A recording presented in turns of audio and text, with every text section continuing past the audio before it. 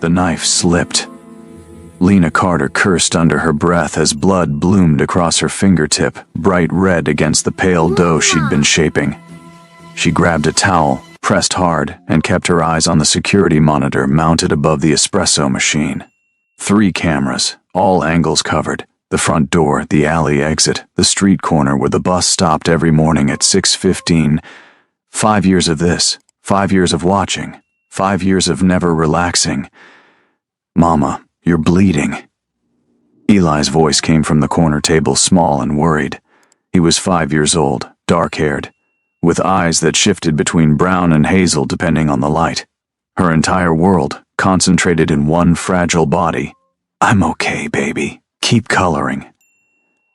She wrapped her finger tighter and returned to the croissants. Sugarline Cafe opened in 45 minutes, and she had 3 dozen pastries left to finish. The routine kept her sane. Wake at 4, bake until 7. Eli would eat breakfast at the corner table, then Renee would pick him up for kindergarten while Lena handled the morning rush. Every day the same. Safe meant predictable. Predictable meant invisible. The bell above the door chimed. Lena's head snapped up. They weren't open yet. The lock was still engaged. She'd checked it twice. A man stood in the doorway, tall and perfectly still, dressed in a charcoal suit that probably cost more than her monthly rent. Dark hair swept back from a face she'd spent 5 years trying to forget. Sharp cheekbones. Eyes that could freeze or burn depending on his mood. Right now they were doing both. "Hello, Lena." The spatula fell from her hand, clattering against the steel countertop. Her throat closed, her vision tunneled. This couldn't be happening. She'd been so careful. Changed her name, moved 3 times, stayed off social media, paid for everything in cash. Han Jae-min stepped inside and closed the door behind him with a quiet click. He moved like water, smooth and inevitable. His gaze swept the cafe, cataloging exits and sight lines the way he always did, then landed on the corner table. On Eli. The boy looked up from his coloring book, crayon paused mid-stroke. He stared at the stranger with the open curiosity of a child who'd never learned to fear well-dressed men in expensive suits. "Hi," Eli said. "We're not open yet. Mama says we open at 7. Jae-min's expression didn't change, but something flickered behind his eyes. He studied the boy for 3 seconds that felt like 3 years. Lena watched him do the math, the timing, the resemblance. "Eli, go to the back." Her voice came out hoarse. "Now." "But Mama." "Now." The sharpness made Eli flinch. He gathered his crayons with careful hands and disappeared through the kitchen door, glancing back once before the door swung shut. Silence filled the space between them. Jae-min hadn't moved, hadn't spoken. He just stared at the door where Eli had vanished, his jaw tight, his hands perfectly still at his sides. Lena knew those hands, knew how gentle they could be, knew what they were capable of when gentleness failed. 5 years. His voice was soft, too soft, the kind of soft that preceded violence. 5 years and you didn't think I deserved to know I had a son. You don't get to call him that. Lena stepped back, putting the counter between them. Her hand found the knife block. Not that it would matter. If Jae-min wanted her dead, a kitchen knife wouldn't save her. You don't get to walk in here and claim anything. I'm not claiming. I'm stating fact. He moved closer, each step deliberate. He has my eyes, my hair. He tilts his head the same way I do when he's thinking. Don't insult both of us by pretending otherwise. How did you find me? I never stopped looking. He reached the counter, placed both hands on the marble surface. No rings, no watch, nothing that could be traced or used as a weapon. Old habits. Did you really think I wouldn't? That I'd just let you disappear? You killed a man. The words erupted before she could stop them. I watched you put a bullet in his head without blinking. What was I supposed to do? Stay and hope you'd never look at me the same way? Something crossed his face. Surprise, maybe, or pain. It vanished before she could identify it. Is that what you think? He straightened slowly. That I would hurt you? I think you're dangerous. I think everything you touch dies or disappears. I think... Her voice cracked. 5 years of fear and anger and sleepless nights came flooding up her throat. I think I was stupid to ever believe you were anything else. You weren't stupid. His voice dropped lower, intimate in a way that made her chest ache. You were right. I am dangerous. I do hurt people. But I have never, not once, hurt someone who didn't try to hurt me first, and I would burn this entire city to ash before I'd let anyone touch you. Past tense. She forced herself to meet his eyes. You would have. 5 years ago. You don't get to decide that now, don't I? He moved around the counter. Lena backed up, but there was nowhere to go. The kitchen door was behind her. Eli was behind that door. She couldn't lead Jamin to their son. Couldn't let him get closer. Marcus Vale knows about him. The word stopped her cold. Marcus Vale. She knew that name. Everyone in Jamin's world knew that name. Rival. Sociopath. The kind of man who bombed restaurants to make a point. You're lying. I have photographs. He pulled a phone from his pocket, tapped the screen, held it out. Taken yesterday. Outside the kindergarten, Lena's hand shook as she took the phone. The image showed Eli on the playground, laughing as he climbed the jungle gym. In the background, barely visible behind a parked car, a man with a camera. Professional. Patient. Hunting. No. The phone slipped from her fingers.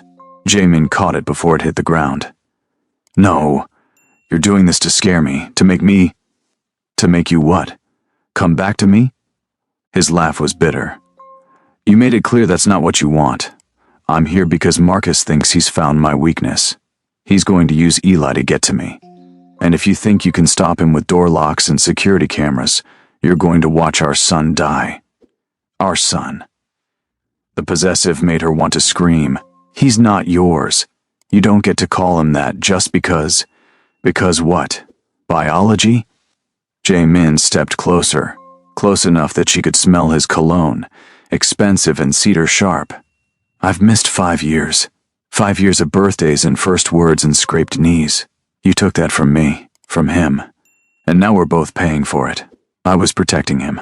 From me. Not a question, an accusation. You thought I was the danger. You thought I'd hurt my own child. I heard you. The confession burst out raw and jagged. That night. You and Jiwoo talking in your office. He said I was a liability, that I'd seen too much, that loose ends needed to be tied up. And you didn't disagree. You just sat there and nodded.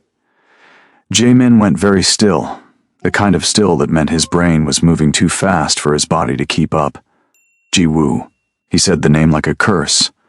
My former associate, who I executed 6 months after you disappeared for embezzling $3 million and selling intelligence to the Russian mob. Lena stared at him. He was lying to you, setting you up to run so he could cover his tracks. Jamin's voice was flat now, emotionless, the way it got when he was furious. And it worked. You disappeared. I tore the city apart looking for you, burned bridges, made enemies. All while Jiwoo laughed and moved money through shell companies I didn't know existed. I didn't know. Her voice was barely a whisper. No, you didn't. He turned away, ran a hand through his hair. The gesture was so familiar it hurt. You heard something that sounded like a threat and you made a choice. I can't blame you for that. But I can blame you for not giving me a chance to explain, for taking my son and teaching him that his father doesn't exist. I was pregnant and terrified. You were pregnant and you didn't trust me. He spun back, and for the first time she saw the pain underneath the anger.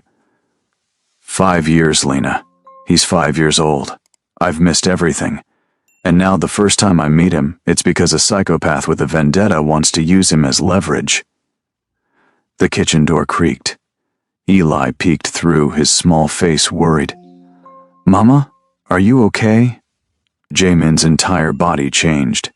The tension drained from his shoulders. His expression softened into something she'd never seen before. Tenderness, raw and unguarded. I'm fine, baby. Lena forced a smile. This is an old friend. He's leaving soon. Oh. Eli looked at Jamin with renewed interest. Do you like croissants? Mama makes the best croissants in Brooklyn. Everyone says so. I'm sure she does. Jamin crouched, bringing himself to eye level. What's your name?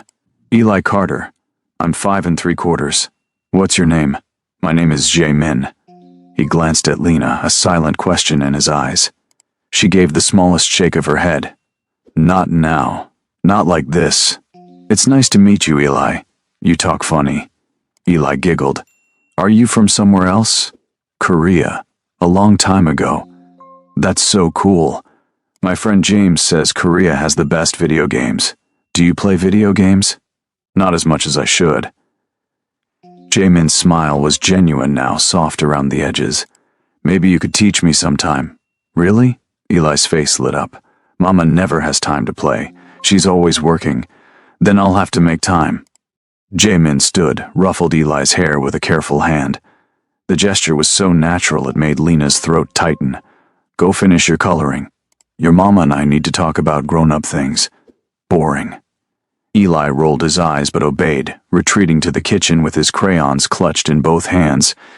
When the door closed, Jamin turned to her. The softness vanished. Business mode. The version of him that ran an empire and made men twice his size nervous. You have two choices. You can let me protect you both, or you can keep pretending you're safe and watch Marcus take him. He pulled a card from his pocket, set it on the counter. My number hasn't changed. Call me when you're ready to stop being stubborn and start being smart. I don't need your protection. Yes, you do. You just don't want to admit it. He walked to the door, paused with his hand on the handle. I'll have men watching the cafe, watching the school, watching your apartment. You won't see them, but they'll be there. If anything happens, if anyone approaches you or Eli, they'll handle it. Consider it a gift. I don't want your gifts. Then consider it penance. He opened the door. Morning light spilled across his face, harsh and unforgiving. I can't change the past. I can't give back the 5 years you stole from me. But I can make damn sure our son lives to see his 6th birthday, whether you like it or not. He left. The door closed behind him with a gentle click. Lena stood frozen in the empty cafe, staring at the card on the counter, his name embossed in silver. A phone number. Nothing else. Her phone buzzed. Unknown number. She almost didn't answer. What? Check your email. Renee's voice was shaking. Lena, check your email right now. Renee? What's wrong? Just check. Please. Lena pulled up her email with trembling fingers. The newest message had no subject line, just an attachment. She opened it. Her stomach dropped. The photo showed Renee's younger sister, Maya, tied to a chair in what looked like an empty warehouse. Blood on her face. Terror in her eyes. The message below was 3 words. We want Eli. The phone slipped from her hand. She barely registered Renee's voice calling her name. All she could see was Maya's face. Maya, who'd never hurt anyone. Maya, who'd just turned 23 last month and wanted to be a teacher. This was her fault. Her past catching up. Her choices coming home. She grabbed the card from the counter and dialed before she could talk herself out of it. Jamin answered on the first ring. They have Renee's sister. Her voice sounded distant, like it belonged to someone else. They sent me a picture. They want Eli. Where are you? The cafe. Eli's still here. Jamin, they're going to kill her. No, they're not. Stay there. Don't move. Don't call anyone. I'm 10 minutes away. The line went dead. Lena stood in her empty cafe with the morning sun streaming through the windows and her son humming in the kitchen and a stranger's blood on her conscience. She'd spent 5 years running. 5 years trying to keep Eli safe, and all she'd done was paint a target on everyone she loved. The door chimed again. She spun, expecting Jamin. Instead, 3 men entered. Expensive suits, cold eyes, guns barely concealed under tailored jackets. Lena Carter? The one in front smiled. It didn't reach his eyes.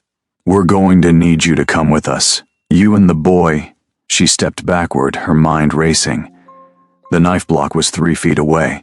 The back door was locked from the outside. Eli was still in the kitchen, unaware.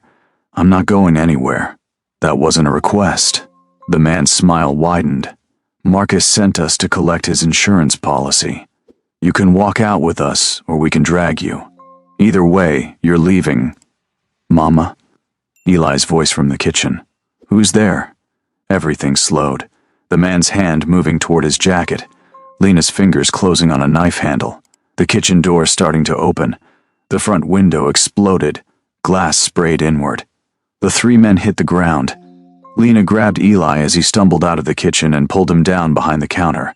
Gunfire erupted, sharp cracks that made her ears ring. Then silence, footsteps, someone moving through the cafe. Lena held Eli tight, one hand over his mouth to muffle his terrified breathing. She couldn't see who was coming, couldn't tell if they were safe or about to die. Lena. Jae-min's voice, calm, like he just walked in for coffee. It's clear.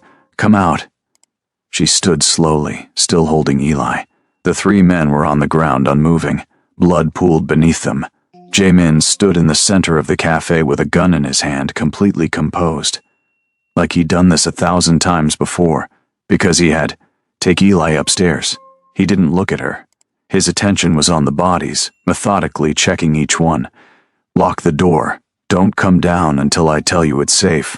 What are you going to? Clean up your problem. He finally met her eyes. No anger, no judgment, just cold efficiency. This is what I do, Lena. This is what I've always done. The only difference is now I'm doing it for my family instead of my business. She wanted to argue. To tell him this wasn't the answer. That violence only bred more violence. But Maya was tied up in a warehouse somewhere. Eli was shaking in her arms. And 3 men had just tried to kidnap her son. Principles were luxuries she couldn't afford. Okay. She carried Eli toward the stairs. Jae-min, he glanced up. Thank you. Something flickered across his face. Relief, maybe. Or hope. It vanished as quickly as it appeared, replaced by the mask he wore when working. Don't thank me yet. This is just the beginning. She carried Eli upstairs to her apartment and locked every door and window while Jae-min made phone calls in Korean and men in black suits arrived to remove the bodies. Through the floor she could hear movement, efficient, professional, the sound of a machine that had been running for years, well-oiled and unstoppable. Eli cried himself to sleep in her arms. She held him and stared at the ceiling and tried not to think about what was happening in the cafe below. Tried not to think about the man she'd loved 5 years ago, and the monster she'd run from, and the protector who'd just saved their lives. 3 hours later, Jae-min knocked softly. She opened the door to find him cleaned up, the suit replaced with jeans and a black t-shirt. He looked younger this way, more like the man who'd stopped to help her on Mulholberry Drive. Is he asleep? Jae-min nodded toward Eli, curled on the couch with his favorite blanket. Finally. He's scared, but he doesn't really understand what happened. She stepped into the hallway, pulled the door almost closed behind her. Did you find Maya? My men are moving on the warehouse now. She'll be safe within the hour. He leaned against the wall, suddenly looking exhausted. Marcus is more cautious than I expected. He has safe houses I didn't know about. Resources I didn't anticipate. This is going to take time. How much time? Days, maybe weeks. Until then, you and Eli need to stay somewhere secure. I have a property upstate. Private, guarded. No one will find you there. I can't just leave. I have a business. Eli has school. You have a target on your back. His voice was gentle but firm. Your business doesn't matter if you're dead. Eli's education doesn't matter if he's in Marcus's basement. I need you to trust me, Lena. Just this once. Trust. The word felt like broken glass in her mouth. Why are you doing this? She searched his face for answers. You could walk away. Let Marcus have what he wants. Save yourself the trouble. Because he's my son. Jae-min said it simply, like it was the most obvious thing in the world. Because you were mine before you were scared of me. Because I spent 5 years wondering if you were alive, and now that I know you are, I'm not letting anyone take you from me again. I was never yours. Yes, you were. He pushed off the wall, stepped closer, close enough that she could feel the heat radiating off him. You were mine the moment you smiled at me on that highway. Mine when you let me take you to dinner. Mine when you woke up in my bed and looked at me like I was something more than what I'd always been. And you're still mine now, even if you hate me for it. I don't hate you. The confession slipped out. I hate what you are, what you do, the world you live in. I know. He reached up, brushed a strand of hair from her face. The touch was feather-light, careful. But that world is the only reason you're still breathing right now. So maybe you should hate it a little less. She didn't have an answer for that. Footsteps on the stairs. A man appeared, Asian, mid-30s, with a scar running from his eyebrow to his jaw. He nodded to Jae-min and spoke rapid Korean. Jae-min responded in the same language, his tone clipped and authoritative. The man bowed slightly and disappeared. That was Yoon. Maya's safe. Shaken up but unharmed. He's taking her to a hospital now. Jae-min pulled out his phone, showed her a photo. Maya in the back of a car, wrapped in a blanket, tears streaming down her face but alive. Marcus wanted leverage. He didn't want to burn bridges by actually hurting her. Yet, Jae-min agreed, which is why we're ending this now. Pack a bag, enough for a week. Bring whatever Eli needs to feel comfortable. We leave in 30 minutes. I need to talk to Renee. She's already been briefed. She knows you're safe. She knows Maya's safe. That's all she needs to know right now.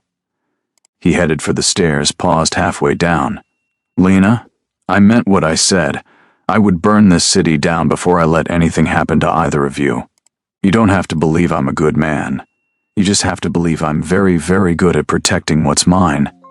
He vanished down the stairs, leaving her alone in the dim hallway with her sleeping son and a choice that wasn't really a choice at all. She packed. The drive upstate took 3 hours. Eli woke halfway through, groggy and confused. Jae-min had arranged for a car seat, snacks, and a tablet loaded with cartoons. He sat in the front passenger seat and occasionally glanced back, watching Eli with an intensity that made Lena's chest ache. You're staring, she said quietly. I'm learning. He didn't look away from Eli, his expressions, his habits, the way he kicks his feet when he's happy. I have 5 years to catch up on. I'm not wasting a second. The safe house was more compound than cottage. 12-foot walls, security cameras, armed guards at the gate who nodded to Jae-min and waved them through without question. The main building was modern glass and steel, surrounded by woods that stretched for miles. You call this a safe house? Lena stared at the structure as they parked. I call it home. When I need to disappear. Jae-min got out, opened the back door, unbuckled Eli with practiced ease. The boy was asleep again, exhausted from crying and confusion. He's heavier than he looks. He eats like he's starving. Lena smiled despite everything. I can't keep him full. Growing boy. Jae-min carried Eli inside. The interior was warm, lived in, leather furniture, bookshelves, family photos that stopped Lena in her tracks. An older woman, kind eyes. Jae-min's smile. Your mother?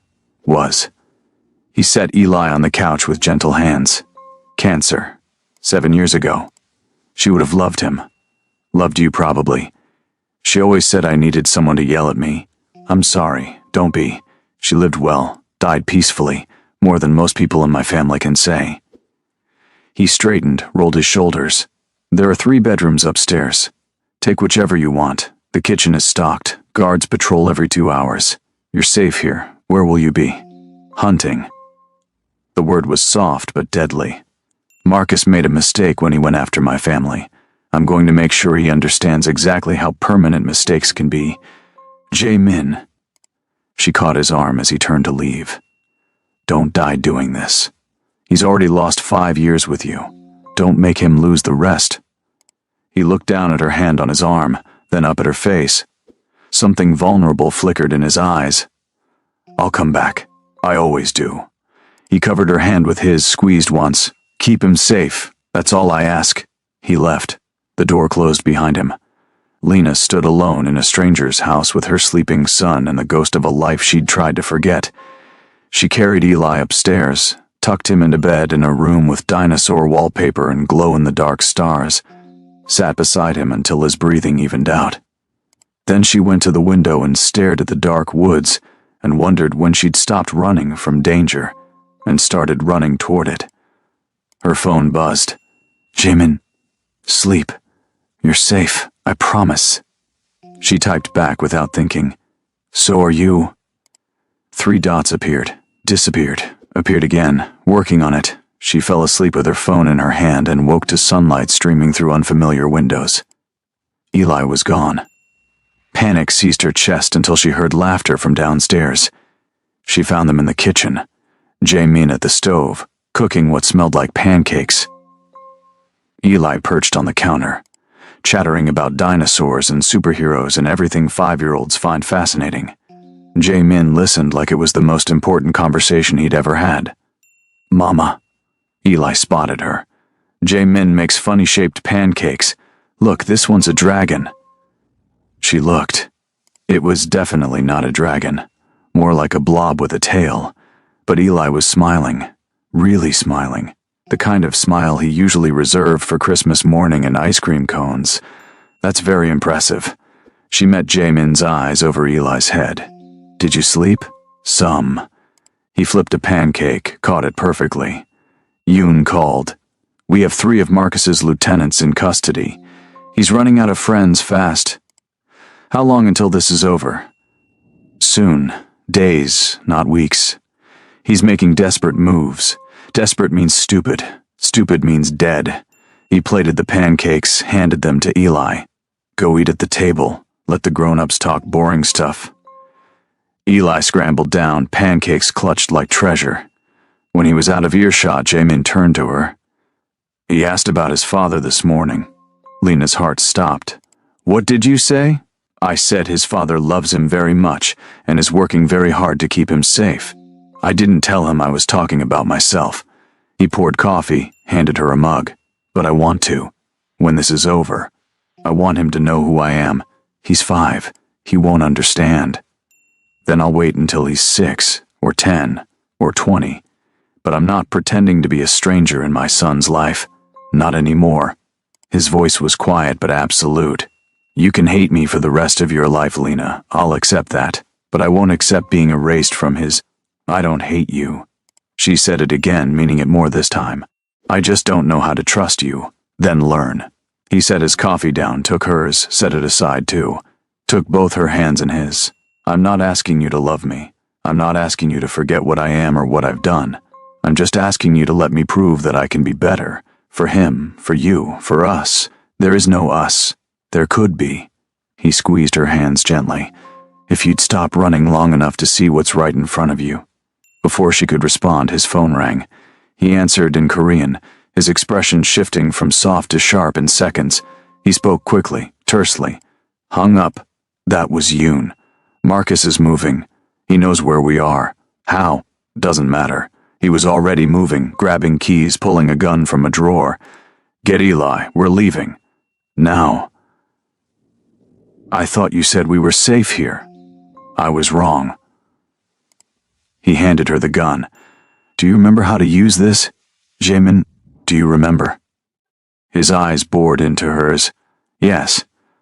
She'd made him teach her, back when they were together, when she'd thought guns were something you learned about for self-defense, not survival.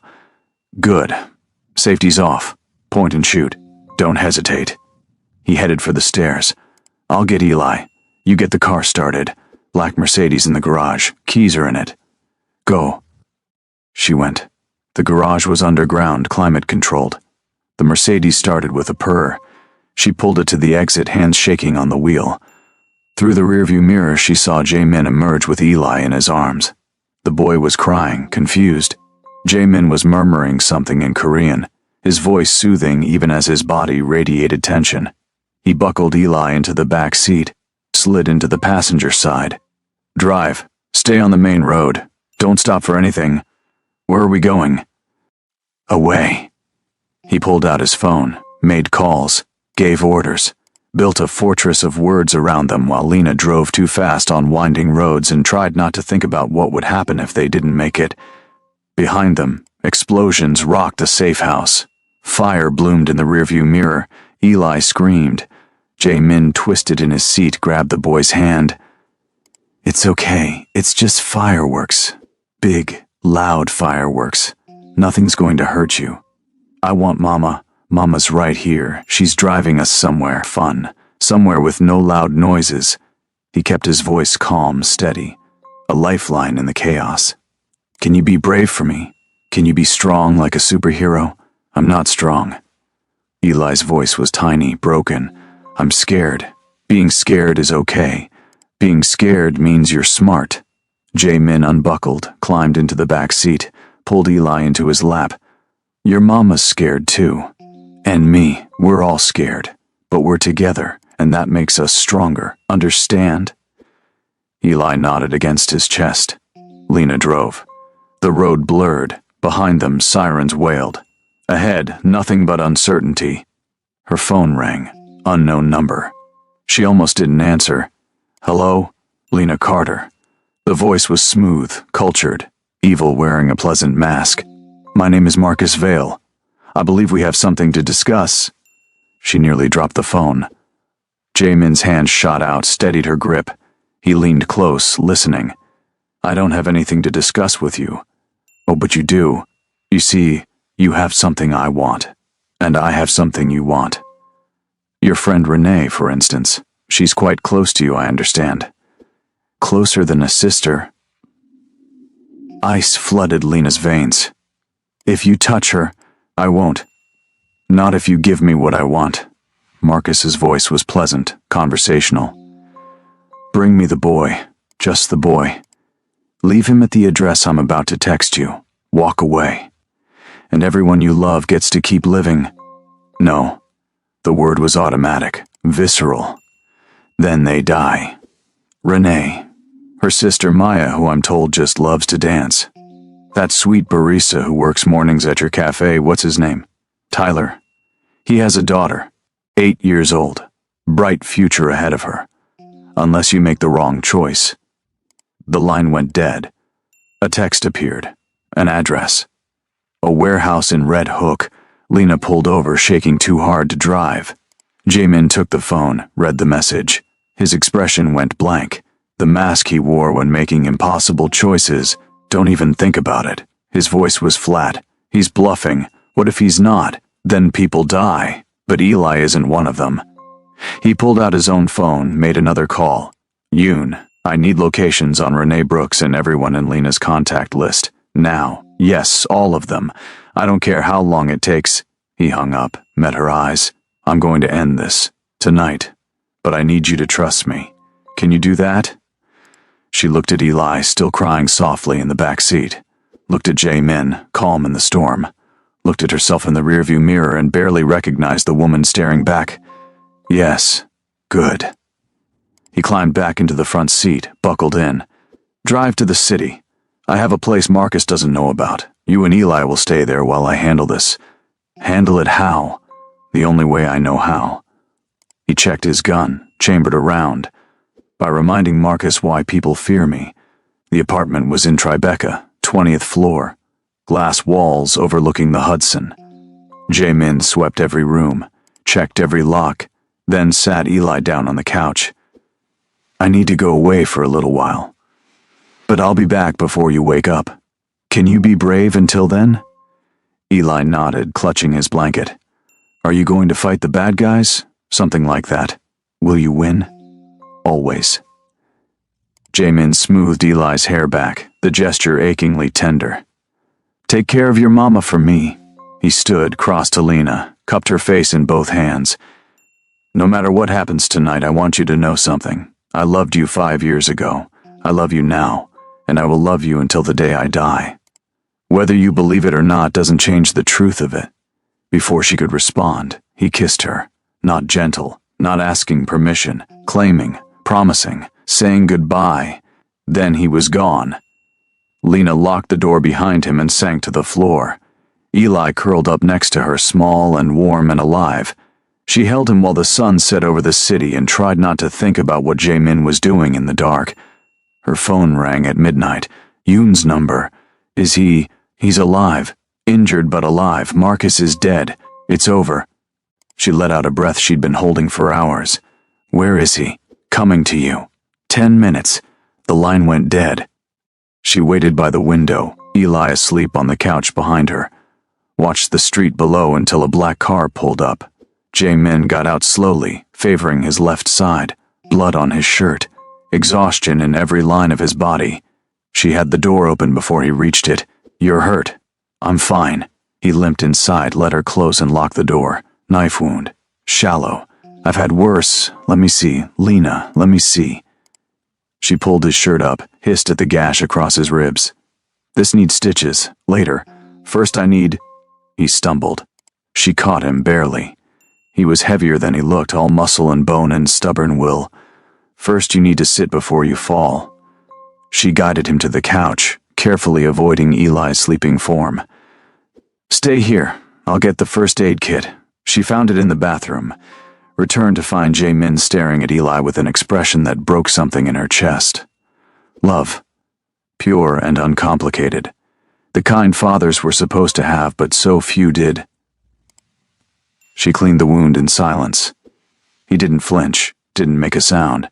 When she finished, she sat back. "Tell me, Marcus is dead. So are 3 of his top men. The rest scattered. Yoon's hunting them down now." He pulled his shirt back on, wincing. "Your friends are safe. Renee, Maya, Tyler, everyone. I had my people watching them all night. Thank you. Don't thank me for protecting my family." He reached out, tucked a strand of hair behind her ear. The gesture was so familiar it made her chest ache. "Lena, I meant what I said. I love you. I never stopped. And I know you don't feel the same way anymore, but I do." The words tumbled out before she could stop them. "I still love you. I've loved you for 5 years, even when I hated myself for it. Even when I was terrified. Even when I ran. I love you and I don't know how to stop." He stared at her. Then he was kissing her again, careful of his injury, careful of the sleeping child 3 feet away, kissing her like she was oxygen and he'd been drowning. When they broke apart, he pressed his forehead to hers. "I'm not asking you to come back to that life. I'm done with it. Done with the violence and the fear and the constant looking over my shoulder. I have a son now, a family, that's worth more than any empire. What will you do? I don't know yet. Something legal, something safe, something where Eli doesn't have to grow up wondering if his father will come home."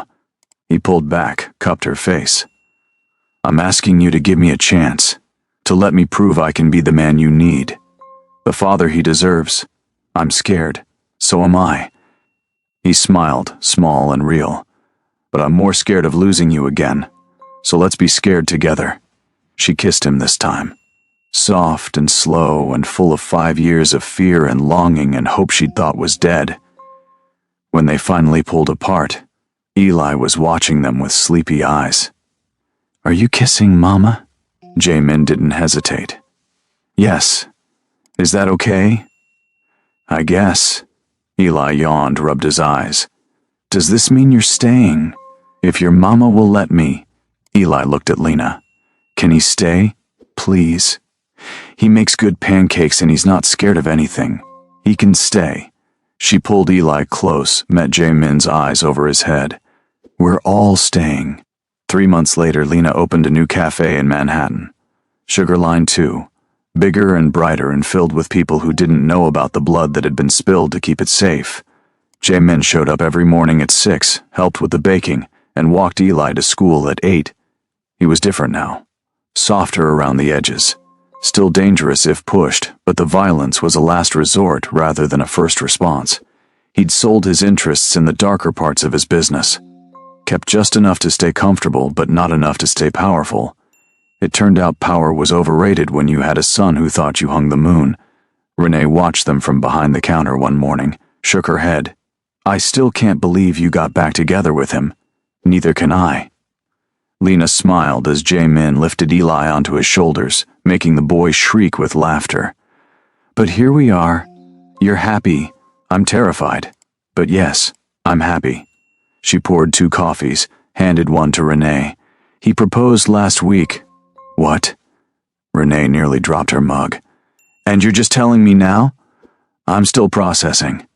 Lena pulled a simple diamond ring from her pocket, slipped it on. "I said yes. Of course you did." Renee hugged her, careful not to spill coffee.